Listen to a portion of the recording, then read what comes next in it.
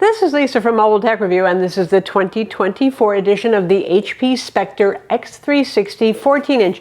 Their premium convertible 2-in-1, whatever you want to call it, Ultrabook that has the 360-degree convertible hinges, and the poshest of all the laptops in their Ultrabook line. It's available in 3 colors. We have, I guess, what was called slate blue. There's a midnight black and a silver option. Blue or black will cost you a whole $19 extra if you're ordering from HP's website, and it comes with a pen, yay that, and that is midnight black only, no choices on that one, and also a little USB-C hub as well. But you know what, the ports on this aren't so bad. We're going to look at it now. So happily, we're not totally going down that trail following what Apple did once and is unwinding themselves of only having USB-C Thunderbolt ports. We do have 2 USB-C/Thunderbolt 4 ports on board, and one of them is on the angled edges, a signature look of the Spectre. It's kind of that diamond cut thing, which I think is good. I like to plug in the charger there because it kind of keeps it out of the way. And the other little angle has a 3.5mm headphone jack. And we have a USB-A port on the left side, a little drop down jaw there because it's too thin otherwise for a USB-A port. That's how thin this thing is. Also, it weighs 3.19 pounds, which is 1.45 kilograms, so it's a light carry too.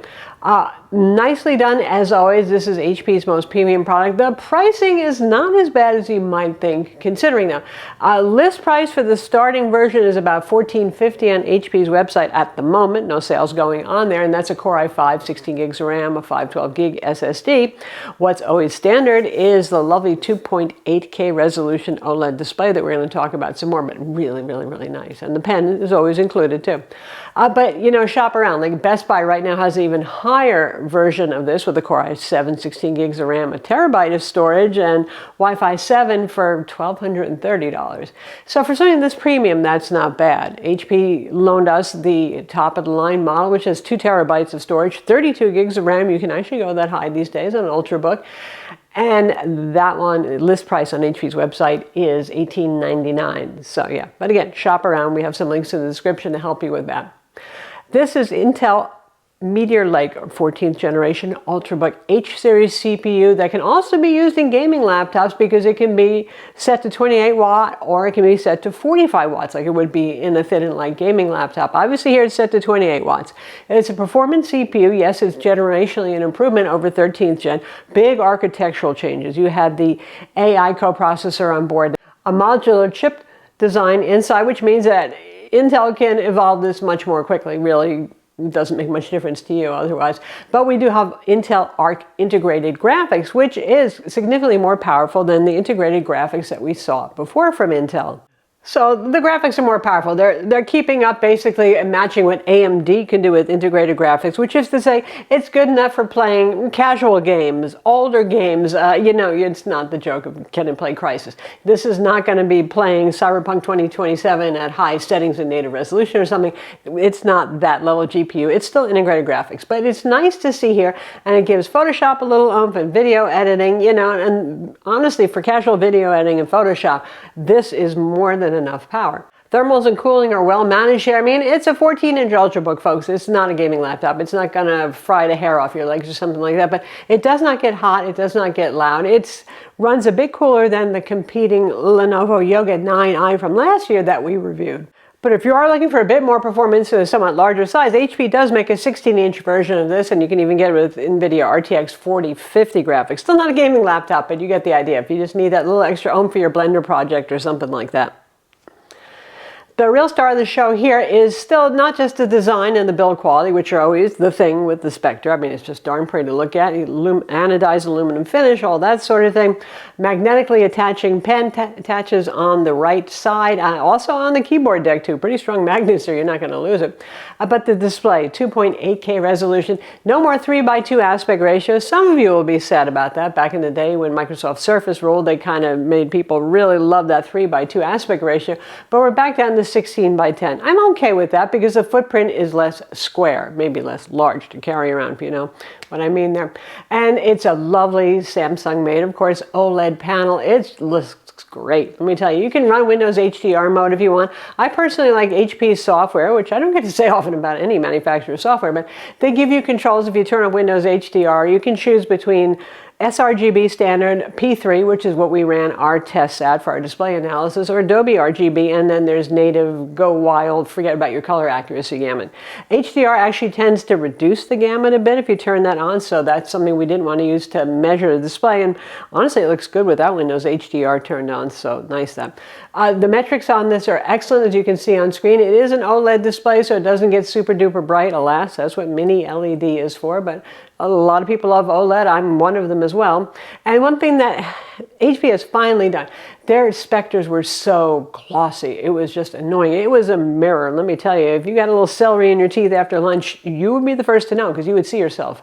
And the glare on this glossy screen is not nearly as bad as it used to be. It's manageable. It's normal level, I would say. Of course, it's a touchscreen as well, and you can use it in tablet mode, tent mode, or conventional laptop mode, or any kind of mode that you decide you want to put it in as far as those 360-degree hinges are going to allow. The pen on this is Microsoft Pen Protocol 2.0. It supports tilt. It works well. There's no eraser on the butt, but there are two buttons that are programmable, and you can set them in HP software. It's not like Wacom Cintiq kind of thing where you can choose really obscure things like the B button and, you know, all that sort of stuff. But for the normal person out there using this more for productivity and stuff like that, it's fine. Whether you're using it to scrub your timeline or you're using it to take notes, it's great for that. It's not bad for art either, though. You know, slippery glass displays aren't my most favorite. I like etched glass and all that stuff. If you're really getting serious about your art, you could use it. Matte screen protector on it. Anyway, it even works pretty well for art. Palm rejection is good. It's a mature enough technology. For those of you who rather consume media rather than create it, it does have 4 speakers. No more Bang & Olufsen branding here, but you have Dolby DTS-X ultrasound. They're pretty loud. They're pretty full. For something this size, they've done a good job with that. And they have some Dolby Atmos certification as well going on here. Other amenities include a 9 megapixel IR webcam. So IR for Windows Hello, yay that. And 9 megapixels so you don't look like a grainy mess when you're doing your Zoom calls. That's nice. And the power button has an integrated fingerprint scanner. In terms of upgradability, we're going to look at the internals. All right, to get inside, thankfully there are all exposed screws. There's only 4 of them, longer in the back, Torx T4. You don't have to pull off the rubber pads anymore or anything like that. And you can see ventilation here, lots of it. That's a good thing. Tenacious plastic clips do hold this on, so it might make some snapping noises. Don't worry, that doesn't mean you're breaking it. And here are our internals. Obviously the battery is right here, and we have our M.2 standard 2280 SSD right here, so if you want to upgrade that you can. The Wi-Fi card is socketed as well. This is available with Wi-Fi 6E or Wi-Fi 7 if you're ordering it from HP, so you do have options there. Right now pretty much nobody's using Wi-Fi 7, so well, there's that. And RAM is soldered on board. It's low-power DDR5X, and it is clocked in excess of 7,000 megahertz. It is fast. You can get it with 16 or 32 gigs of RAM. 2 fans here for cooling. That, no doubt, is what's helping keeping it fairly cool and fairly performant, given the thin chassis that's on board here. And you can see speaker driver housings on the side, and here's the down-firing speakers as well. So there are your internals.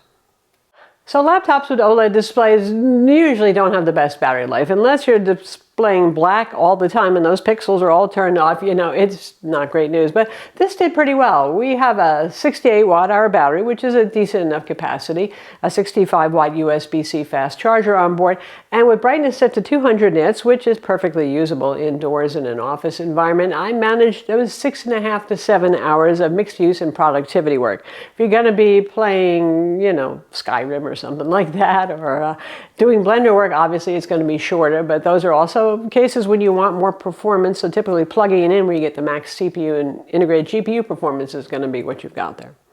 So that's the 2024 edition of the HP Spectre x360 14-inch. As ever, gorgeous enough looking quality build. Well, it's gorgeous enough looking until you touch it. If you get anything but the silver, you're going to have fingerprint and dust showing up. Oh well, you know, if you have OCD, maybe go with the silver, you know. But it is well made. Intel Meteor Lake for 2024 is a good performer. I like to see that as well. The display on this is just so nice. I like that the pen is included in the box. Take that Microsoft Surface, for example. This does not exist in a vacuum. There is the Lenovo Yoga 9i to also consider, though. The keyboard on this is very tactile. I actually like it better. The humongous trackpad that this has, well, it's fashionable. I know it works fine too, but in a crowded field of 2-in-1s that are on the premium end, I think HP still manages to sit right there near the top though. I'm Lisa from Mobile Tech Review. Be sure to subscribe to our YouTube channel for more cool tech videos, and thumbs up if you like this vid.